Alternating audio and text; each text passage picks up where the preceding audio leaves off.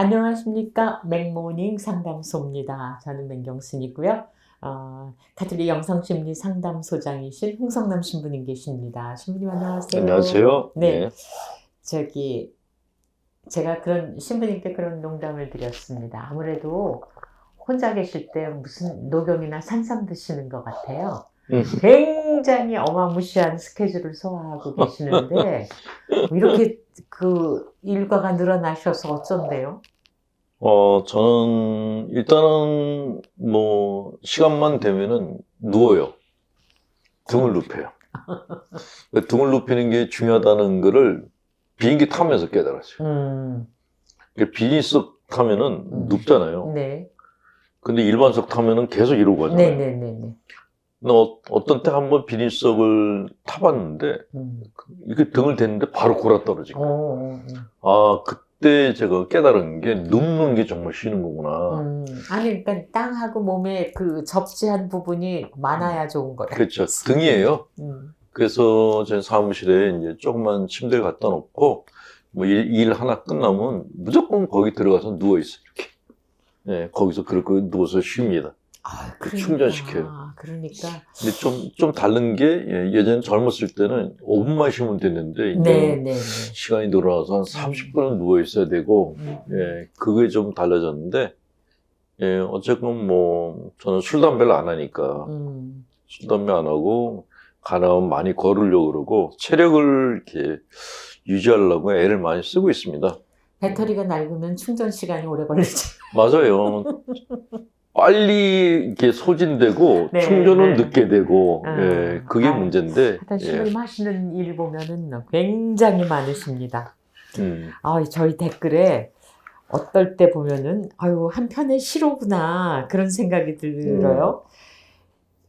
맹여사님 신부님의 따스한 말을 들으니 외로움이 나아지고 오늘 하루 힘을 받습니다. 그런 얘기를 써주신 분이 계세요. 그리고 지난번 강의 꼭 유튜브에 올려달라고. 그리고 강의실이 대강당으로 바뀌기를 바라신답니다. 지금 자신은 그 무교, 종교가 없는데 신부님 말씀을 들으면 성당 가고 싶은데 세례가 부담이다. 어떻게 해요? 그리고 이런 얘기예요. 이건 실질적인 얘기인데요. 냉담교우들의 말을 자주 듣게 되는데 나가고 싶어도 밀린 교무금을 어떻게 해야 될지 부담스럽다. 밀린 교무금? 네. 아이고, 밀린 교무금 안 내셔도 돼요. 그냥 새로 시작하시는 거죠. 아니, 그러니까 그게 신부님 생각이신지 본당의 사무실에서도 그렇게 해주시는지. 본당에서도 제가 본당 심을 때는 그냥 오시면은 그때부터죠. 어떻게 밀린 걸 받아내요? 아니, 성당이 무슨 사채업자들이에요? 그 말도 안 되죠. 지난번에도 하느님은 사채업자가 아니라고 얘기하셨는데 네, 그냥 성당 사무실도 사채업자가 아닙니다. 성당에 와주신 것만 해도 고맙죠. 네.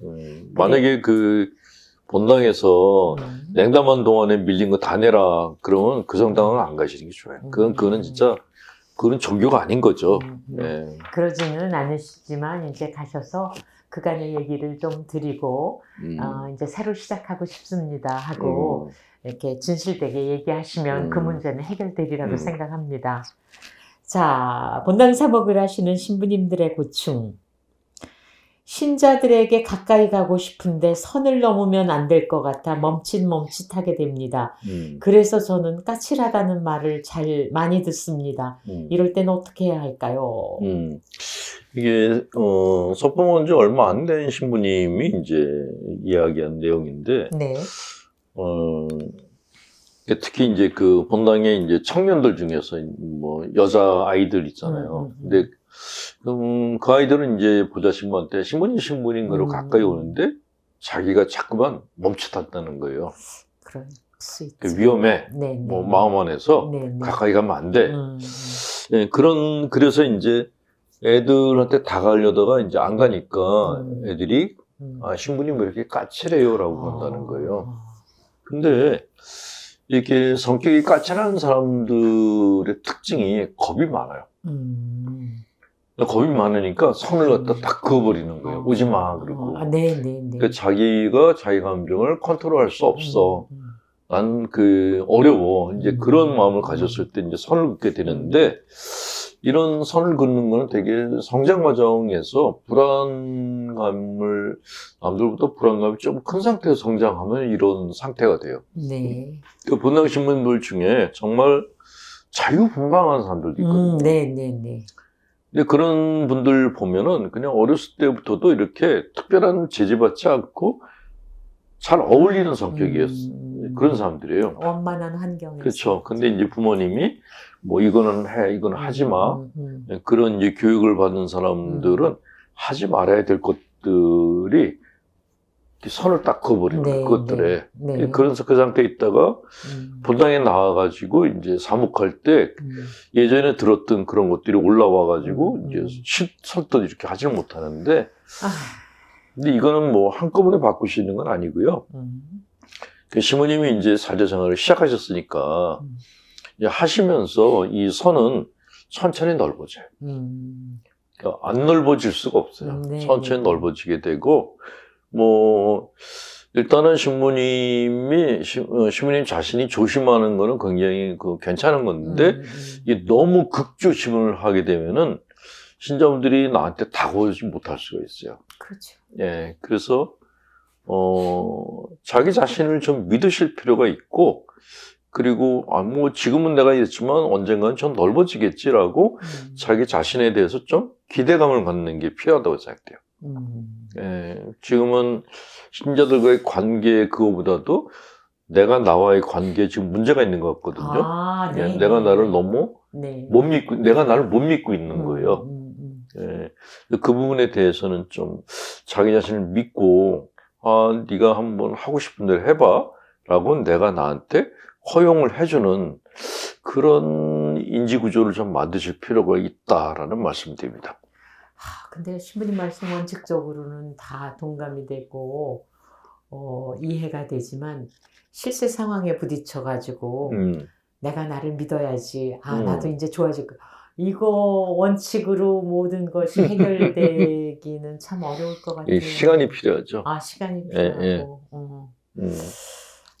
그러니까 참 우리 신자들도 신자들의 어려움만 생각하지 사목자인 사제의 어려움에 대해서는 우리가 잘 몰라요. 신부들도 그냥 사람들이거든요. 그러니까 똑같은 감정 갖고 있고 똑같은 욕구를 갖고 있어서 단지 이제 그를 절제하고 있고 안 보이려고 하고 있을 뿐이지 똑같은 사람이에요.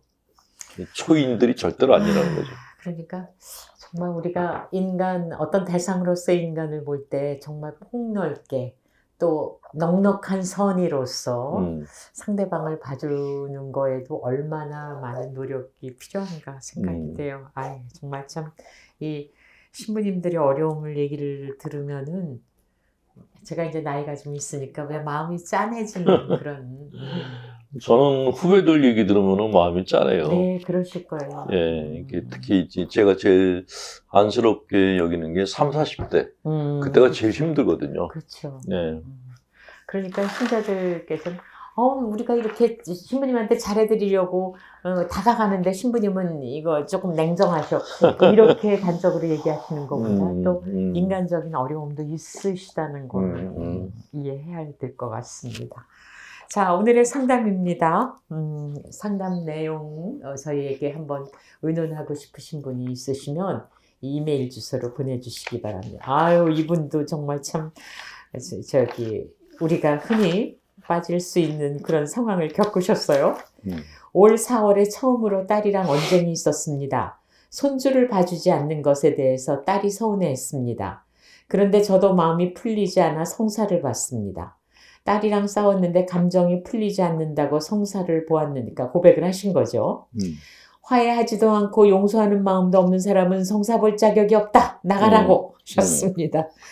그리고 죄를 지었으니 영성체도 하지 말라고 하셨습니다. 고해실에서 쫓겨난 건 처음이었어요. 그래서 그 다음 주에 딸에게 미안하다고 먼저 사과하고 성사는 또 보지는 않았습니다. 이제 올해 마지막 성사, 이게 작년 말 얘기이신가 봐요. 올해 마지막 성사를 봐야 하는데 아직 결정을 내리지 못하고 있습니다. 성사를 보고 싶은 마음이 들지 않습니다. 이런 마음으로 성탄 미사에 참석해서 영성체를 해도 될까요? 예.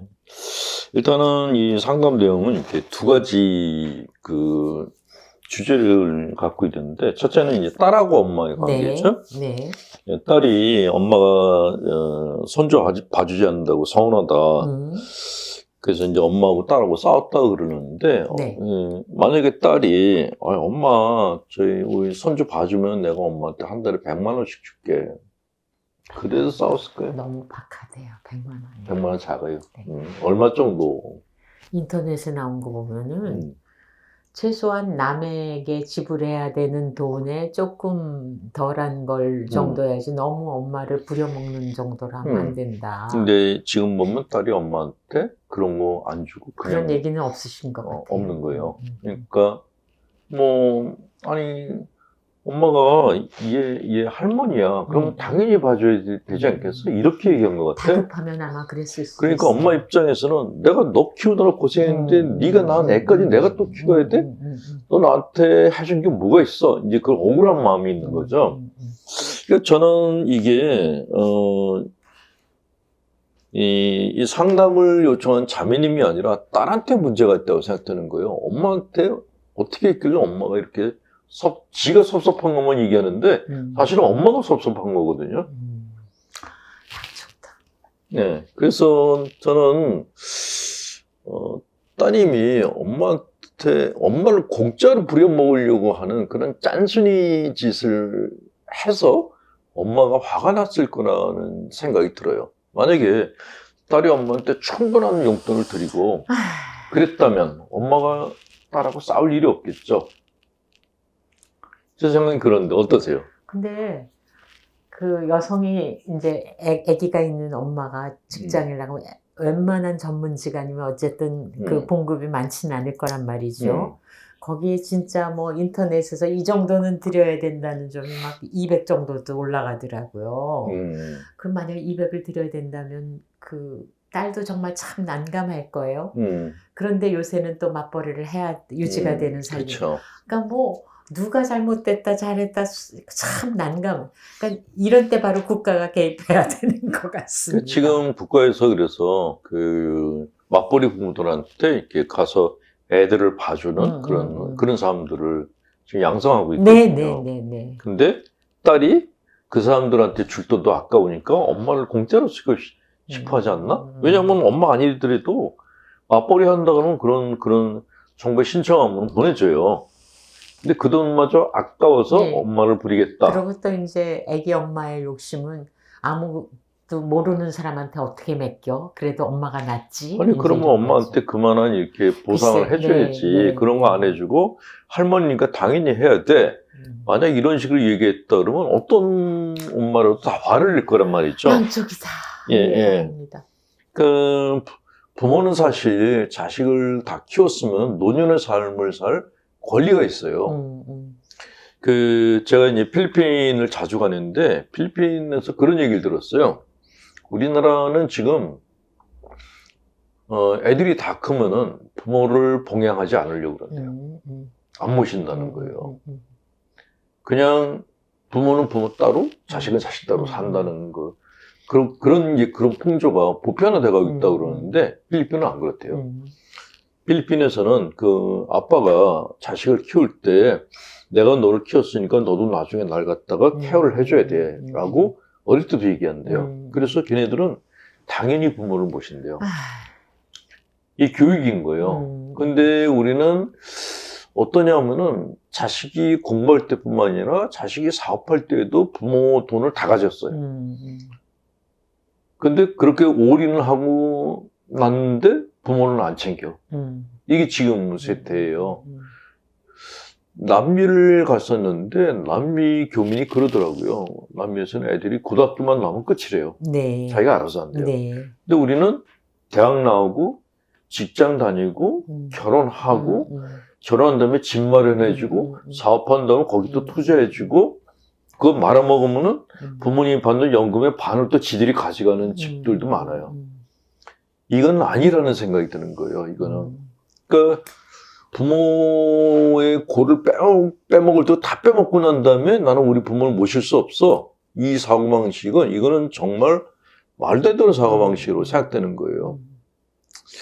그러니까 지금 얼마나 우리가 이게 천민자본주의 사회가 돼갔냐 하면은, 이렇게 아들이 결혼하려고 그러는데, 그 며느리가 될 애가 아들을 안 보고, 그 시부모님 재산을 물어본대잖아요. 그러니까 시부모님들이 돈이 있으면 대접받고, 돈 없으면 버림받는 세대가 된 거예요.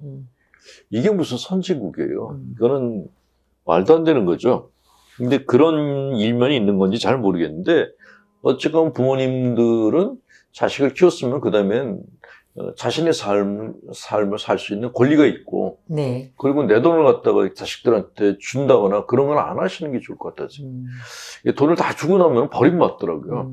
그런 집들을 제가 너무 많이 봤어요. 예, 그래서 일단은 엄마가 딸에 대해서 화를 낸 거는 그건 죄가 아니에요. 그는 방어한 거죠. 자기 방어를 한 거죠. 네.